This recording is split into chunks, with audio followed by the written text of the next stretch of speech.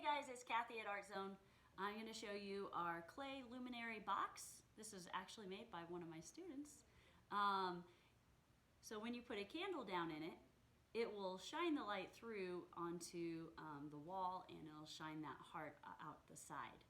So to create our luminary box, the first thing that we need to do is to plan it out. Come up with an idea of what you would want to cut out of the sides. You'll need a piece of paper, and this is our template, the same size as our sides. I like to go ahead and just draw it out 4 times so that I can come up with some different ideas and I can choose the one that I like the most. If you want to choose multiple designs, you could. I encourage you not to go more than 2. You want a little bit of balance in your creation. So for example, if I had 2 different designs, I'd want my front and back to match, and then my sides on here to match. Otherwise, it just gets a little crazy. So I traced around this to give me some areas to come up with my ideas. And then here are some of the ideas that I was working on. Letters are extremely hard to do. If you do a letter, you have to do it bubbled, and you have to think about if it's got a part on the inside, how is that going to stay when you cut out any of the letter? You have to have a way that it attaches. So this is the letter B. You can see I had to leave a spot up here and a spot up there so that the clay box would still be together and form its inside. The letter R, it's kind of been scribbled over, but you can see the letter R, it came down here where I would have had to leave a hole in the letter so that it can hold the inside. If you're going to do letters, that's fine, but do not try and do entire words on these tiny little squares. They're just not big enough. Maybe 2 letters max. I would not go over that. Or you can come up with some different random designs, so hearts, diamonds. I stuck with the diamonds. I think I'm going to go with that for my idea. So if this is the one I'm going to go with, then I'm going to take that square and I'm going to draw it on the square. And I've done that here. So there's that same. I put my name up here in case I drop my square somewhere, I can find it and everybody knows it's mine. Then we need to cut those diamonds out. To do that, I actually cut from the side. If you look, there's some tape right here. You see that tape right there? Because I took my scissors and I cut it from the side so I could cut out this diamond. Then down here, I cut from the bottom, and I also cut from the bottom. And then I just taped my edges back together. But now I have a pattern that I can use on my clay box once I have it together. So I'll set that to the side. Create your pattern first. Your clay. You're going to want to roll it out a little thicker than normal.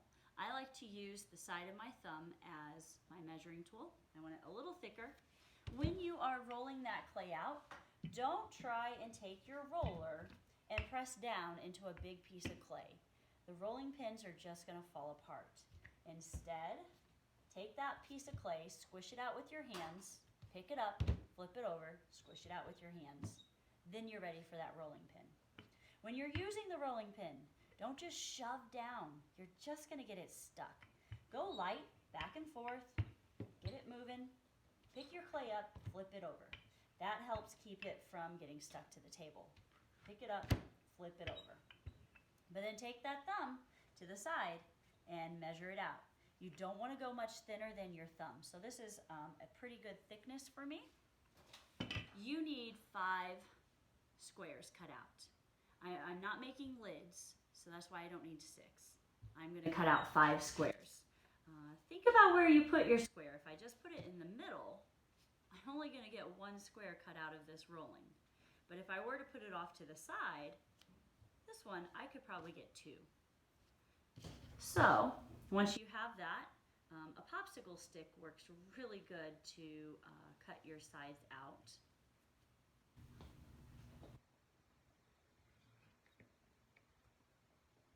I have already cut out the other squares that I need. So this now becomes some extra clay. and I will need that extra clay. I'm just going to put it off to the side. Here I have my other squares all ready to go. The first thing I need to do is decide which of my squares is going to be the very bottom.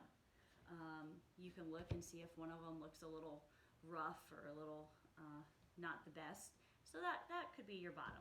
So if this is my bottom, the first thing I'm going to do is to write my initials or my name.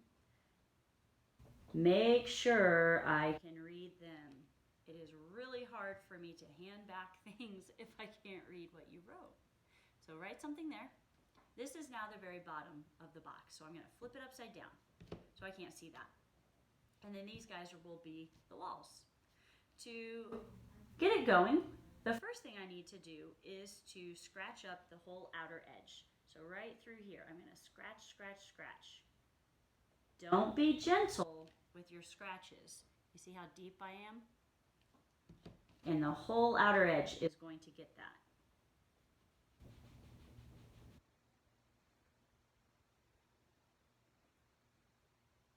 We use a saying here called scratch to attach. It's also known as slip and score. So, you have to scratch things up if you're going to put pieces of clay together. If I take two pieces of clay that are not scratched and I squish them together and I finish my creation, there's a problem.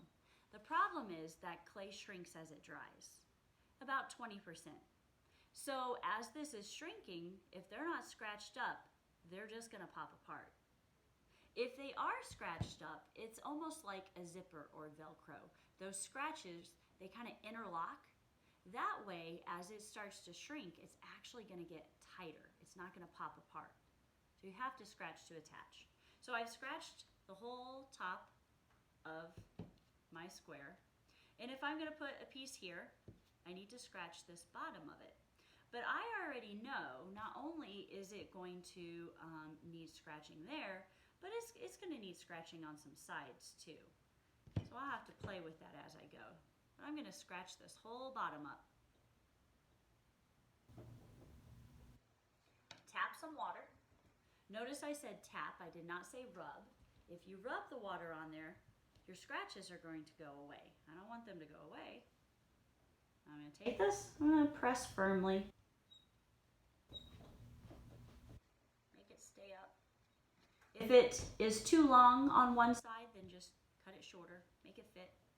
Right here, where the two pieces are going together, I need to rub back and forth and blend. And on the inside right here, I need to add a snake. So that's where that extra clay comes in. I'm gonna take a little piece, I'm gonna roll it out about the size of my pinky, usually works, really thin. Put it down in there. If it's too long, take off the edges. Now that you have that snake in there, you have to blend it. So I need to have my hand on the outside of the box to support it, and then I'm gonna blend, blend, blend. Hopefully, don't push so hard that you dent the box. If you use the back of your fingernail, that can really help move that clay. But work it until you don't see that snake anymore. You could always add just a little bit of water to smooth anything out that might need smoothing. And I'm ready for my next piece. Now this next one is going to touch the box here and here, right? So I need to scratch up kind of like an L.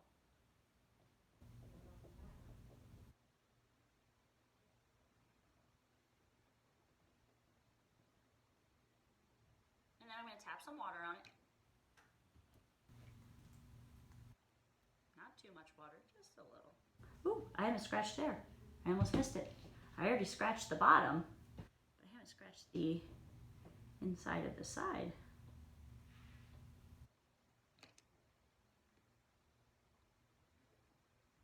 There we go. Make sure you're firmly pushing it. At this part, you might start to notice that things are overhanging at times, and a popsicle stick works really great, but I forgot to grab one, so I've got this carving tool instead. I'll just use my carving tool.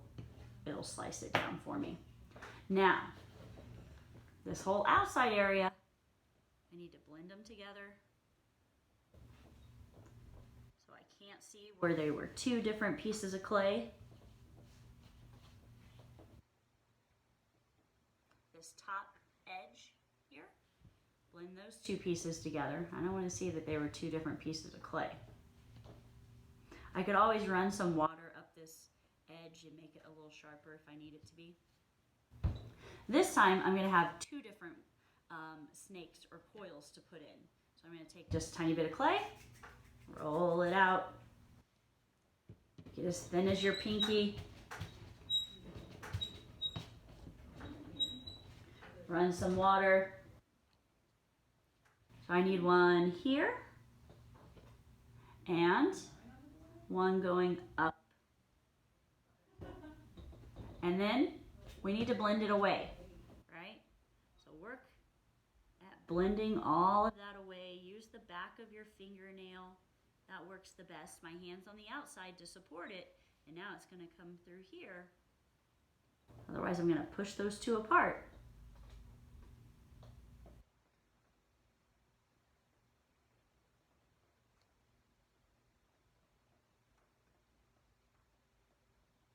And I'm just going to keep doing that. So I'm going to scratch to attach this one, shorten it up, and then you'll have to shorten this one up and fit it inside also. Scratch to attach. Take your time. You could always take this one, let's pretend this one, this last one's always a little tricky. You could always, once you've got that one, pretend that we scratched to attach it. If you take it and kind of hold it there, you can see it needs to go inside the box, right? So if I take it, I can tell I need to cut off about this much. That will allow it to go right inside this box. And of course, you have to scratch to attach all that together and blend it, all that fun stuff. But let's talk about, once you have your box together and you've made sure that all of the seams are together, you can't see anything, it just looks like one solid box.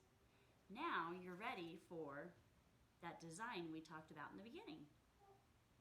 You'll take it, the first thing you want to do is to trace it onto all of your sides. So kind of take that and just give it a little bit of a push, and it usually will just stay right here. And then take any kind of tool that has just a little bit of a point to it and lightly trace it on. I'm not carving through right now, I'm just tracing.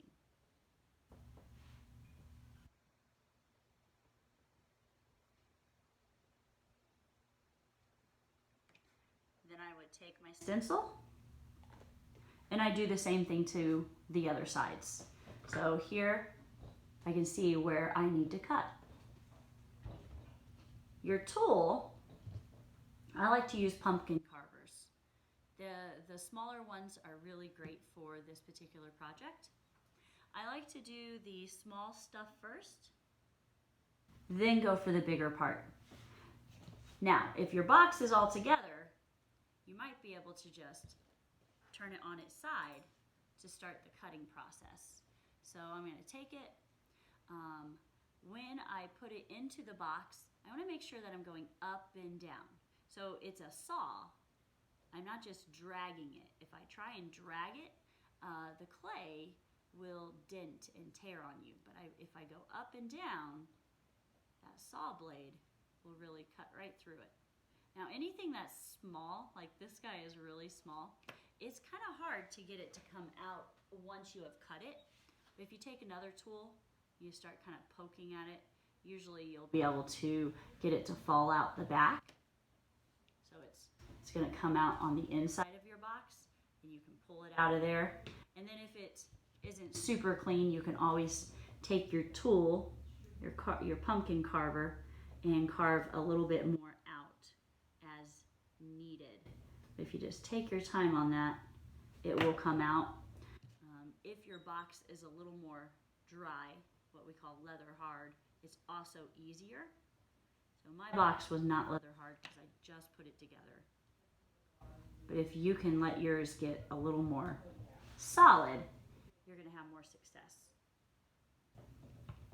Usually they become leather hard in just an hour or two if you leave it in a warm area. You don't want it to dry all the way out. If it turns a light gray, then it's too dry. You don't want that. So now I'll try that bigger spot. Well, after I cut out this little guy over here.